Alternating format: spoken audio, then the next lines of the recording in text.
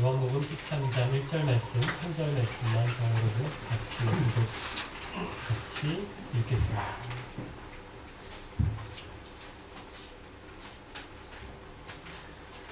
유월절 바로 전에 예수님께서는 자신이 이 세상을 떠나 아버지께로 돌아갈 때가 왔다는 것을 아셨습니다.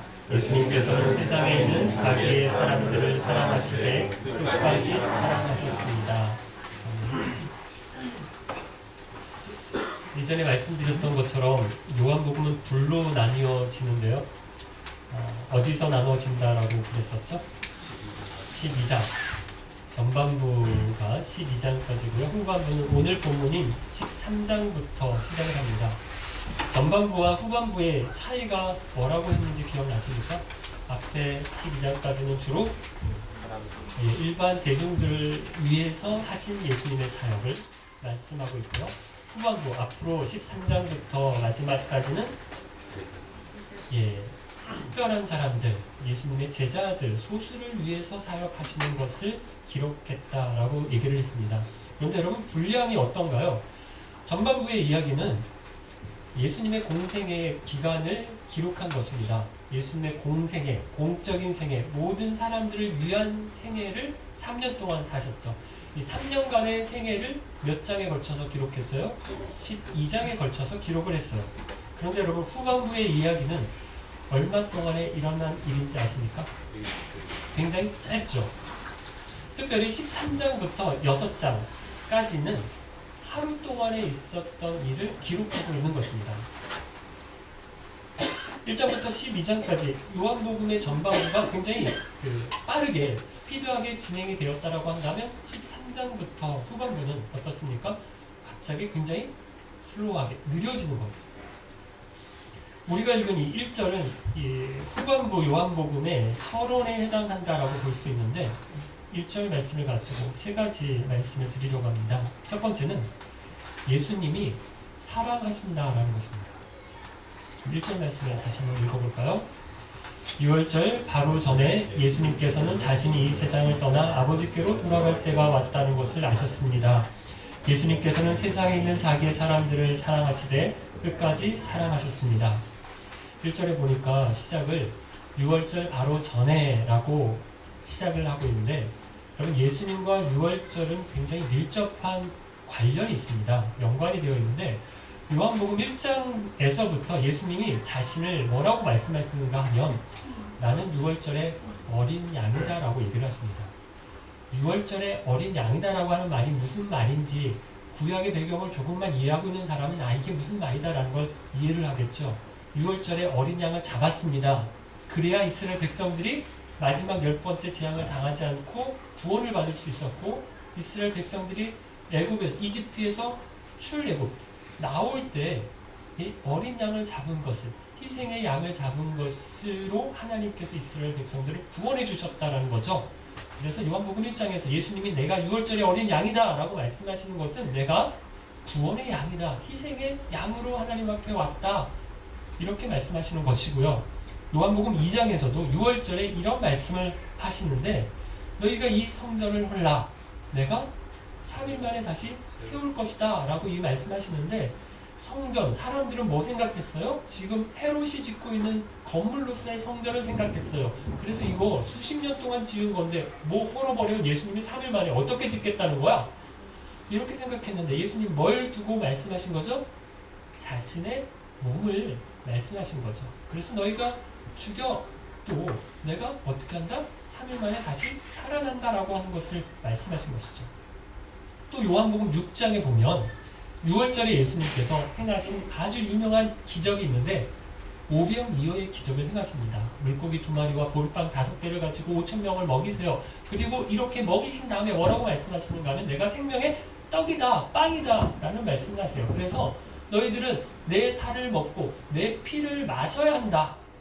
이런 말씀을 해서 우리가 식인종도 아닌데 사람들이 이렇게 의아하게 생각하게 만드는 아주 이상한 말씀을 하시죠. 그리고 이제 예수님이 마지막 6월절을 앞에 두고 계시는데 예수님 뭘 알고 계신다라고 하시는가 하면 이 마지막 6월절을 앞에 두고 예수님 본인이 어떻게 되신다? 죽으신다. 세상을 떠나 아버지께로 가게 되신다라는 것을, 내가 이제 곧 죽게 된다라는 것을 이 6월절에 마지막으로 하나님 앞에 가게 된다라는 것을 알았어요. 죽을 것을 아셨어요. 그런데 여러분, 예수님이 죽음을 앞에 두고 뭘 하십니까?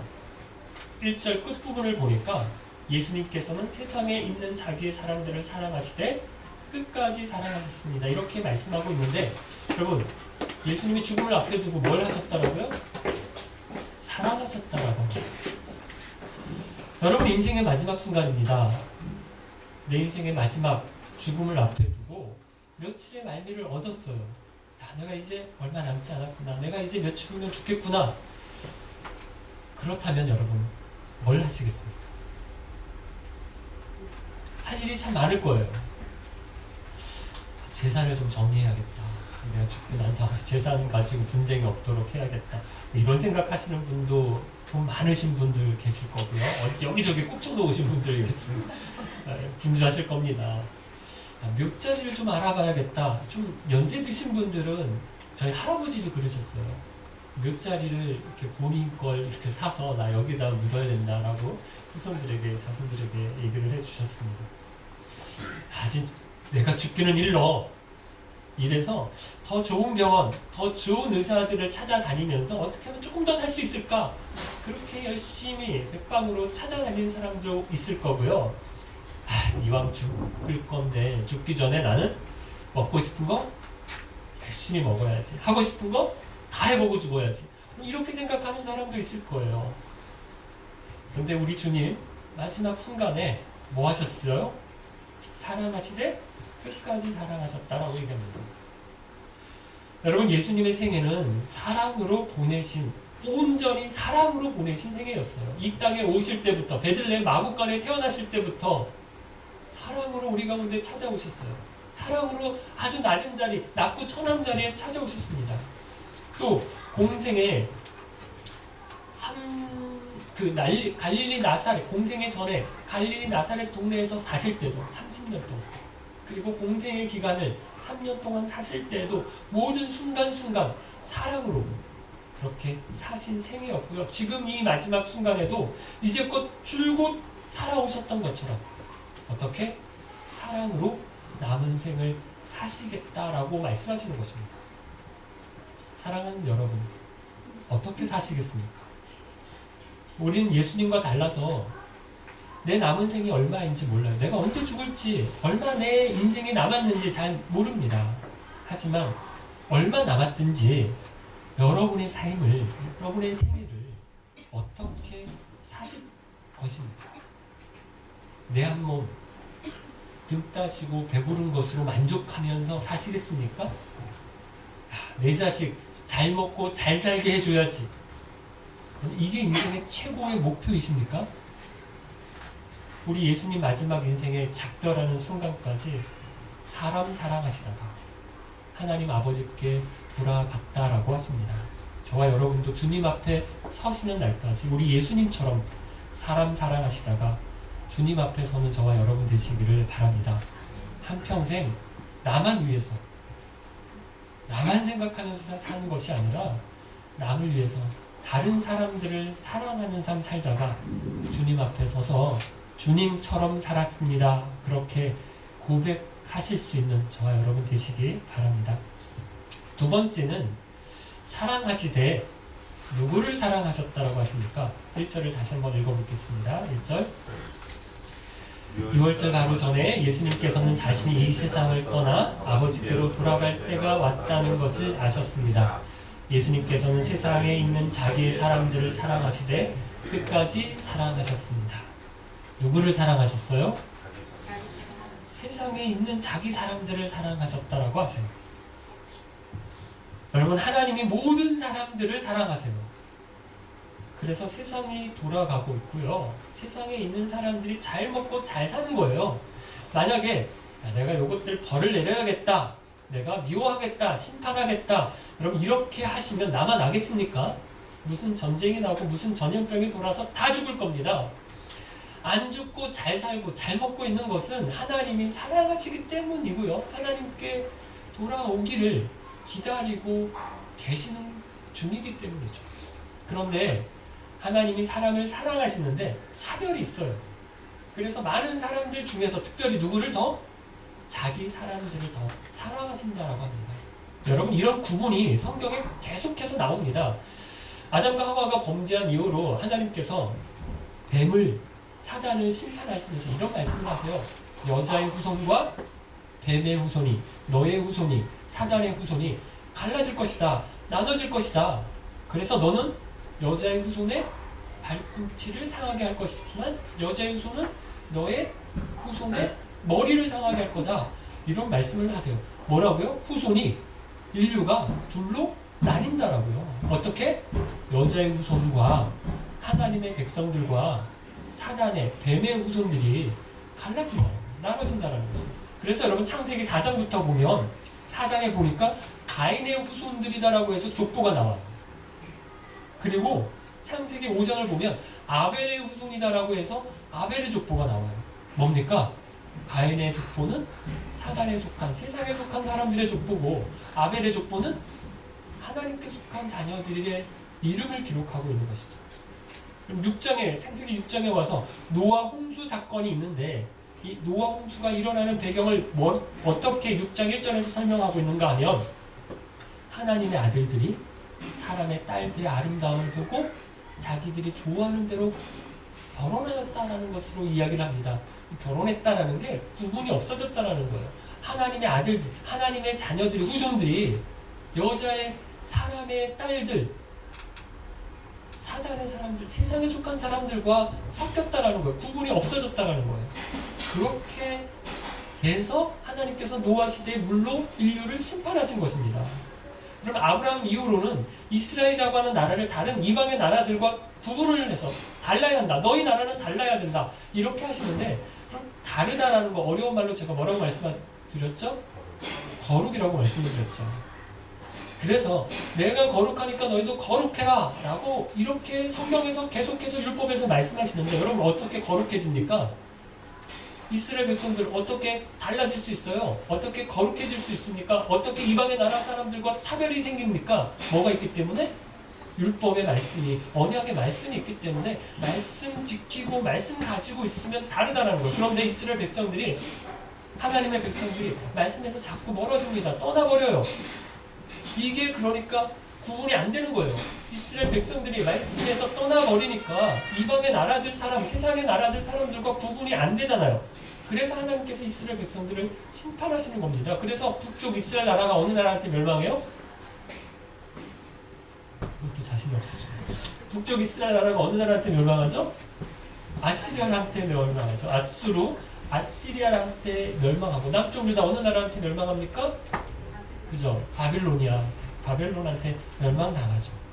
그럼 뭡니까? 하나님이 자기 백성을 구분하시는 거예요. 너희는 다른 사람들이다. 너희들은 거룩한 사람들이다. 너희는 이방의 사람들과 세상의 사람들과 믿지 않는 사람들과 달라야 한다. 이렇게 표를 내두시고 특별히 사랑하시는 것입니다. 여러분, 다 똑같은 게 아니에요. 이 나라나 국가도, 여러분, 우리가 공항에서 자기 국민들 특별 대우를 합니다. 우리 공항에 가서 들어갈 때, 나갈 때 보면 이 출입국 여권 심사할 때 이거 구분하잖아요. 자국민과 외국인들 구분해서 가끔 특별히 공항 고치기 전에, 아직 공항 고치고 이 공항으로 들어온 적이 없는데, 그러니까 공항 고치기 전에 옛날에 F인가? 세로메초보 F에 이렇게 들어올 때 엄청나게 줄이 깁니다. 그런데 자국민들은 줄이 별로 없어요. 우리 외국인들은 줄이 길어요. 그거 1시간씩 기다려서 여권 심사 해가지고 나왔잖아요. 차별이 있는 거예요. 여러분, 한국에 가면, 은행을 가거나 어디 백화점 가면 VIP들 특별 대우 드립니다. 그죠? 고객들도 똑같은 게 아니에요. 창구에 서서 병원법 뽑고 계속 기다려야 되지만 VIP들은 어디 데리고 들어가요. 모시고 들어가요. 응접실에 앉혀놓고 차도 마시고 뭐 이렇게 다 앉아만 있으면 서비스 다 해서 보내죠. 예수님도 자기 사람들, 하나님께 속한 사람들을 특별히 사랑하신다라는 거예요.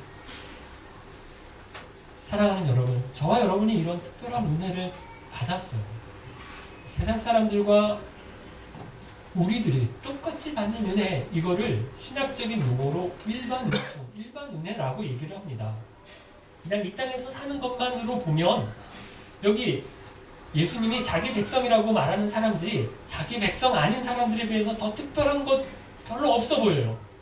더 사랑받는다 이런 느낌 잘 못 갖습니다. 오히려 예수 안 믿는 사람들 더 잘 되는 것 같아요. 더 건강하고, 나보다 더 성공하고, 나보다 더 승진 빠르고, 나보다 더 잘 사는 것 같고, 나보다 더 자녀들 더 공부 잘해서 잘 먹고 잘 살고 좋은 대학 가고 시집장가 잘 보내고 잘 나가요. 그러나 그렇습니까? 아니죠. 눈에 보이는 게 다가 아니죠. 특별한 사랑으로 눈동자처럼 지켜주십니다. 그러면 아이들 많이 모인 곳에 가면 엄마들 자기 아이 보이죠. 아이들이 아무리 많아도 학교 어디 모임에 가서 아이들이 막 섞여 있어도 조금만 지나면 내 아이 찾아냅니다. 그리고 내 아이가 어떤 표정인지 어떻게 지금 있는지 봐요. 계속 표정을 봐요. 상황을 봐요. 제가 축구를 좋아합니다. 유럽 축구 하는 것을 보는데 인터넷으로 중계 잘 안 해주면 인터넷으로 봐요. 보는데 되게 느려서 막 이렇게 끊기면서도 보면서 그래 너무 이게 화질이 안 좋아. 그렇지만 봐요. 우리나라 선수를 놓치지 않고 봅니다. 공이 가는 데만 보는 게 아니라 제 시야에는 우리나라 선수 구자철 제가 지동원 제 지금 왜 쟤한테로 패스를 안 하지? 관심이 있는 거예요. 하나님이 많은 선수들이 있는데도 불구하고 우리나라 선수에 제가 주목하는 것처럼 많은 아이들이 있는데도 불구하고 내 아이에 주목하는 엄마 아빠처럼 하나님이 이 세상에 있는 많은 사람들 중에서 저와 여러분을 그렇게 눈동자처럼 지켜보고 계신다.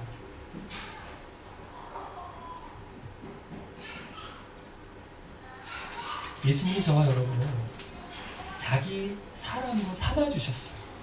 사랑해주십니다. 믿으세요. 어떤 형편 가운데 있든지 주님 나를 사랑하신다 믿고 주님 바라보시는 저와 여러분 되시기를 바랍니다. 세 번째는 예수님이 사랑하시는데 누구를 사랑하세요? 자기 사람을 사랑하시죠. 여러분 자기 사람 사랑하시는데 세 번째는 어떻게 사랑하신다고요? 끝까지 사랑하십니다. 다시 한번 1절 말씀 읽겠습니다. 6월절 바로 전에 예수님께서는 자신이 이 세상을 떠나 아버지께로 돌아갈 때가 왔다는 것을 아셨습니다. 예수님께서는 세상에 있는 자기의 사람들을 사랑하시되 끝까지 사랑하셨습니다. 마지막 부분을 다시 보면 자기의 사람들을 사랑하시되 어떻게 사랑하신다라고 하시는가 하면 끝까지 사랑하셨습니다 이렇게 나옵니다. 끝까지 사랑하신다라는 말에는 세 가지 의미가 있습니다. 첫 번째는 예수님이 살아계시는 동안에 끝까지라고 하는 의미입니다. 예수님이 살아계시는 동안 끝까지 사랑하신다. 6월절에 돌아가신다는 것을 아셨잖아요. 그리고 끝까지 사랑하시겠다라는 거예요. 살아계시는 동안 죽는 순간까지 예수님이 우리를 사랑하시는 것을 놓치지 않으시겠다라는 것입니다. 예수님이 실제로 이렇게 사랑하셨죠. 그래서 십자가 지셨잖아요. 우리를 사랑하시기 때문에 십자가 지셨잖아요. 그 십자가에 달리셔서 그 고통을 다 담당하시면서 우리를 끝까지 사랑하셨습니다. 여러분, 끝까지 사랑하셨다는 말의 두 번째 의미는 우리가 죽을 때까지, 예수님이 죽으실 때까지 사랑하셨다라는 첫 번째 의미가 있고요. 두 번째는 우리가 죽을 때까지 사랑하시겠다라는 거예요. 사랑은 어떻습니까? 사랑은 이런 말 있죠. 사랑이 어떻게 변합니까? 사랑이 어떻게 변합니까? 안 변할 것 같았었는데 변하더라고요. 사랑 좀 해본 사람 압니다. 사랑이 어떨 땐 많았다가 이 사람에 대한 사랑이 어떨 땐 되게 많았다가 어쩔 땐 되게 적어지더라고요. 어떨 땐 이 사람을 되게 사랑했는데 어떨 땐 그 사랑이 또 다른 사람에게 갈 때도 있더라고요. 결혼하면 이러시면 안 됩니다. 우리가 이걸 다 잡으려고 엄청나게 노력하죠.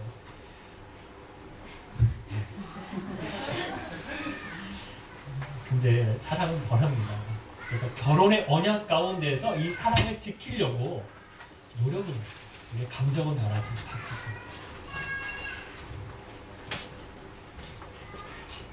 그런데 예수님 사랑은 어떻다라고요?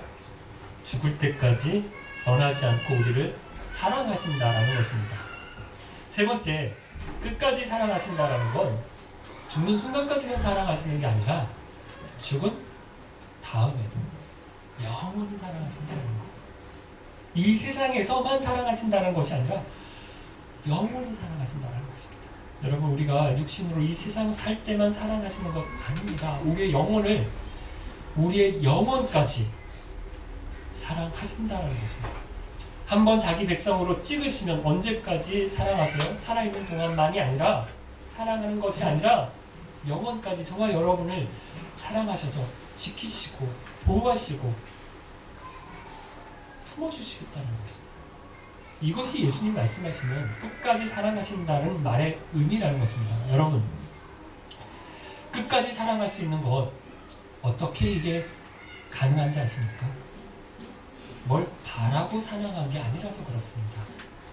예수님께서 자기 사람 삼으실 때 면접 보시고, 야, 넌 내 사람 삼아야지, 넌 안 되겠다, 이렇게 하신 거 아니에요. 야, 이력서들 내봐, 이거 보고 서류 검사 심사 먼저 하고 면접 다음 거친 다음에 그렇게 해서 하신 게 아니에요. 야, 한번 시험 한번 봐보자, 이렇게 해서 커트라인 들어온 사람만 사랑하시겠다는 게 아니에요. 여러분, 기업에서 사람 쓸 때 얼마나 따집니까? 시험의 관문이 이게 장난 아니잖아요. 여러분, 나라에서 사람 쓸 때 공무원 시험 이거 장난 아닙니다. 열심히 공부해야 돼요. 그래야 나라의 사람이죠. 공무원 됩니다. 여러분, 예수님도 사람 뽑을 때 그렇게 하셨어요? 아닙니다. 그냥 받아주셨어요. 어떤 사람은 병중에 있을 때 다 늙고 병들어서 하나님 부르신 사람 있습니다. 어떤 사람 죄 가운데 지낼 때, 죄 중에 있을 때, 어떤 사람 죽이고 교도소 가서 살인죄로 사형수가 부름 받을 때 있습니다. 공부 잘하고 똑똑하고 잘나고 잘생겨서 실력 있어서 뽑은 거 아니라는 거예요. 그냥 우리를 받아주셨습니다. 그래서 우리가 이렇게 찬양을 드리잖아요. 하나님의 은혜 있을 때 없는 자 왜 구속하여 주는지 난 알 수 없도다. 있을 때 없는 자를 왜 구속해 주셨는지 내가 이제 돌아봐서 생각해봐도 이게 이해가 납득이 안 된다라는 거예요. 왜 나일까? 왜 더 착한 사람, 더 성품 좋은 사람, 왜 더 나은 사람 많은데 왜 나를 택하셨을까? 자기 사람 삼아주셨을까? 사랑해 주셨을까? 이 은혜를, 구속의 은혜를 베풀어 주셨을까? 모르겠다라는 거예요. 대가 없이, 이유 없이 자기 사람 삼아주셨습니다. 그리고 끝까지 사랑하십니다. 그래서 여러분 포기하지 않으시는 거예요. 얼마 전에 더 웹툰이라는 영화를 봤습니다. 혹시 보신 분 계세요? 공포 영화인데 제가 영화 좋아해서 이렇게 빨리 봅니다. 더 웹툰이라는 영화 주인공이 누구냐면 이시영 씨라고 여자 배우인데 복싱 해가지고 여자 국가대표 선수가 됐어요. 유명한 여배우인데요. 이 영화를 보면 귀신이 나오는 영화인데 억울하게 죽은 사람이 귀신이 돼서 자기를 죽인 사람을 죽인다라고 하는 영화예요. 근데 그렇게 귀신이 된 사람이 자기를 죽인 사람하고는 원래는 참 가까웠던 사이였어요. 이런 이야기가 이 영화에 몇 편이 나오는데 3편만 제가 얘기를 말씀드릴게요. 첫 번째 이야기는 엄마가 얼굴에 흉한 흉터가 있어요. 그러니까 그 흉터 때문에 이 여자아이가 자기 친구들로부터 야, 니네 엄마 해가지고 아이가 따돌림을 당하고 그 놀림을 받았어요. 그러니까 자기 아이가 놀림을 당하니까 자기 때문에 엄마가 괴롭잖아요. 그래서 어느 날 목을 매요. 자살을 합니다. 그런데 그 모습을 그 여자아이가 보고 있었어요. 그리고 목을 매다는 순간 이 엄마가 후회를 해요. 그리고 자기를 보고 있는 아이에게 살려달라고 해요. 목을 맨 상태에서. 근데 그 아이가 그 엄마 목에 매달려 있는 엄마를 가서 다리를 안습니다. 그리고 들고 살려주는 게 아니라 매달려 잡아당기는 거죠. 그래서 엄마를 죽여요. 또 다른 이야기는 남편이 장의사인데 아내가 병이 들었어요. 꼼짝 못하고 괴로워하는 아내를 남편이 병수발이 들다가 지칩니다. 그래서 아내를 구박하고 먹을 것도 제대로 안 해주고 병 간호도 제대로 안 해줘요. 먹을 것도 안 줘요. 그러다가 아내가 죽었어요. 그래서 입관을 하려고 하는데 장의사니까 본인이 직접 입관을 합니다. 염을 하는 거죠. 근데 아내가 염을 하고 있는 도중에 의식을 차려요. 그리고 살려달라고 애원을 합니다. 그때 이 남편이 모습을 보고 염하는 그 사람 옆에 도왔던 남자 직원을 너 나가 빨리 보내요. 그리고 남편이 그 아내를 염을 계속 합니다. 꽉 쪼아요. 그리고 입관을 시켜요. 생매장을 하죠. 또 다른 이야기는 이 웹툰의 작가 이시영 씨 이야기인데 만화 지망생인 이 여자 주인공이 동네에서 미움을 받는 한 여자 아이를 고등학생 여자 아이였는데 자기 동생처럼 돌봐줍니다. 두 사람이 되게 친해져요. 만화 지망생 내는 만화마다 이렇게 다 빠꾸 출판사로부터 다 그 빠꾸를 받아서 이게 굉장히 이렇게 스트레스를 받고 있는 이렇게 낭만하고 있는 중에 이 여자 아이를 자기처럼 같은 처지에 있으니까 돌봐줘요. 그러다가 이 여자 아이가 쓰는 만화를 그대로 카피해서 지원을 했는데 채택이 되고 큰 상을 받게 되고 앞으로 잘 나가게 됩니다. 근데 그 사실을 이 여자 아이가 알게 되고 그 만화를 찢어버리고 불태우려고 해요. 여자 웹툰의 이시영 주인공이 이 여자아이를 불에 던져서 죽입니다. 여러분, 둘도 없이 사랑하는 사람들이었어요. 자기 엄마였고, 자기 아내였고, 자기 동생처럼 돌보고 아끼던 그런 사이의 아이였어요. 그런데 어떻게 합니까? 어느 날 갑자기 변해요. 살려달라고 애원을 하는 사람들을 자기 손으로 죽입니다. 그리고 그렇게 죽은 사람이 귀신이 돼서 복수를 한다라고 하는 얘기가 영화 얘기예요. 여러분, 우리가 좋을 땐 너무 좋습니다. 자기 사람처럼, 자기처럼 사랑하고 챙겨요. 그런데 나한테 못마땅할 때, 내가 불편할 때, 내가 힘들 때, 손해될 때 어떻게 합니까? 사랑해요? 안 해요. 미워하고 버리죠. 우리는 그래요. 그런데 예수님은 어떻게 하신다라고요? 끝까지 사랑하신다고 하십니다. 베드로를 보세요. 예수님이 얼마나 베드로를 사랑하셨습니까? 챙겨주셨습니까? 이뻐하셨습니까? 소수 정예 12명 안에 들어왔어요. 그것 중에서도 12명 중에서도 반장이 되었어요. 그 사랑받던 베드로. 그런데 베드로가 어떻게 합니까? 예수님 십자가에 달리실 때 무서워서 도망갑니다. 예수님 모른다고, 나 그런 사람 모른다고 예수님을 부인해요. 3번이나 부인합니다. 저주합니다. 배신합니다. 어떻게 이렇게 할 수 있을까라는 생각이 들죠. 그런데 예수님 어떻게 하십니까? 부활하신 후에 예수님 베드로를 다시 찾아가세요. 고향으로 돌아가서 물고기를 잡고 있는 베드로를 찾아서 만나서 부르십니다. 그리고 어떻게 하시나요? 너 어떻게 그때 그럴 수 있었니? 네가 다른 사람도 아니라 어떻게 네가 나한테 그럴 수 있니? 따지십니까? 물으십니까? 혼내십니까? 아니죠. 네가 나를 사랑하느냐 물으시는데 몇 번 물으세요? 내가 나를 사랑하느냐? 내가 나를 사랑하느냐? 3번 물으십니다. 왜 3번 물으셨을까요? 3번 부인했기 때문에. 힐링해 주시고, 3번 부인하는 것을 3번 사랑을 확인하게 해주심으로 치료해 주시는 거죠. 그 아픈 상처를, 누구보다 미안하고 죄스럽고 아파하고 있는 이 베드로의 마음을 씻어주시는 거죠. 어루만져 주시는 거죠. 회복시켜 주시는 거죠. 끝까지 사랑해 주시는 것입니다. 사랑하는 기쁜 가족 여러분, 이번 주간에 버스커 신곡이 나왔습니다. 음악 차트에서 1위부터 9위까지 버스커 신곡으로 쫙 랭킹이 깔렸어요. 그 중에서 타이틀곡 처음엔 사랑이란 게라는 곡이 있습니다. 이 처음엔 사랑이란 게라는 곡의 가사 중에 처음엔 사랑이란 게 영원할 거라 그렇게 믿었었는데 라고 하는 가사가 있습니다. 처음에 사랑을 시작했을 땐 이 사랑이 어떻게 믿었었다라고요? 영원할 거라 믿었다라는 거죠.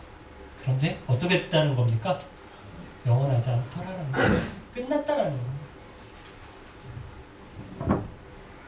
떠나버린다라는 것입니다. 사람의 사랑은 그렇다라는 거예요. 세상의 사랑은 그렇다라는 거예요. 아직 주님의 사랑을 믿지 못하는 분들에게 말씀을 드립니다. 이 세상에 예수님 같은 사랑 없습니다. 끝까지 사랑하는 것, 영원히 사랑하는 것 없어요. 남편이 아내가 그렇게 사랑할 수 없습니다. 부모가 자녀가 끝까지 그렇게 사랑 책임져 주지 않습니다. 아무리 가까운 친구도 영원할 것 같은 관계도 멀어지고 깨어지고 함께 할 수 없는 순간이 있습니다. 그때는 어떻게 해야 될까요? 혼자서야. 특별히 저와 여러분이 언젠간 다 죽을 텐데, 그때 하나님의 심판대 앞에 저와 여러분이 서게 될 텐데, 그날에 여러분은 어떻게 하시겠습니까? 예수님의 사랑 없이 그 심판대 앞에 서셨다면 어떻게 하시겠습니까? 내 사랑하는 사람입니다. 내가 위해서 죽은 사람입니다. 내가 끝까지 사랑하는 사람입니다. 말씀해 주시는 예수님 없이 그 심판대 앞에 서셨다면 여러분 어떻게 하시겠습니까? 어떻게 그 홀로 감당하시겠습니까? 주의 사랑의 친구로 안 계시기를 바랍니다. 주께서 주시는 평안과 기쁨을 누리시는 저와 여러분 되시기를 바랍니다. 이미 주님의 사랑을 받은 주님의 자녀들에게 말씀드립니다. 주님이 우리를 자기 사랑으로 여기시고 사랑하시되 끝까지 사랑하십니다. 주님이 사랑하시는 것처럼, 주님이 끝까지 사랑해 주시는 그 사랑받는 자녀처럼 다른 사람들 사랑하실 수 있기를 바랍니다. 안 됩니다.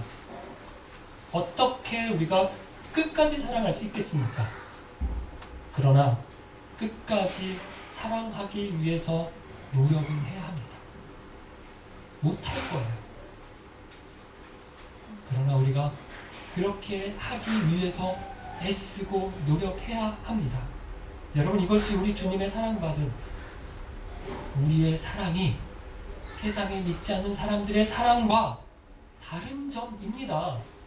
내가 좋을 때 사랑하는 것, 내가 사랑할 수 있을 때 사랑하는 것, 내 감정이 사랑하는 감정으로 막 일어날 때, 그럴 때 사랑하는 거, 이거 세상에 있는 사람들도 다 하는 거예요. 지자식 자기 사랑하는 거, 그거 다 하잖아요. 모든 부모가 다 합니다. 좋아하는 애인 생기면 결혼해서 신혼 기간 사랑 얼마든지 세상 사람 다 그렇게 합니다. 하지만 우리의 사랑이 세상의 사람들의 사랑과 다른 점은 무엇입니까? 사랑할 수 없을 때라도 끝까지 사랑하는 것이, 세상의 사랑과 우리의 사랑이, 예수님의 사랑을 아는 사람들이 하는 사랑이 다른 것이죠. 예수님이 사랑하신 것처럼, 저와 여러분을 사랑하신 것처럼, 사랑할 만하지 않는데 사랑할 수 없는 순간까지 끝까지 인내하심으로 우리를 사랑하신 것처럼, 그 사랑 받은 자와 여러분, 우리가 사랑할 수 없는 사람, 사랑할 수 없는 순간이라도 사랑하는 형제이기 때문에, 자매이기 때문에 사랑하기 위해서 애쓰고 노력하고 기도하고 품으시고 사랑하시는 저와 여러분 되시기를 바랍니다.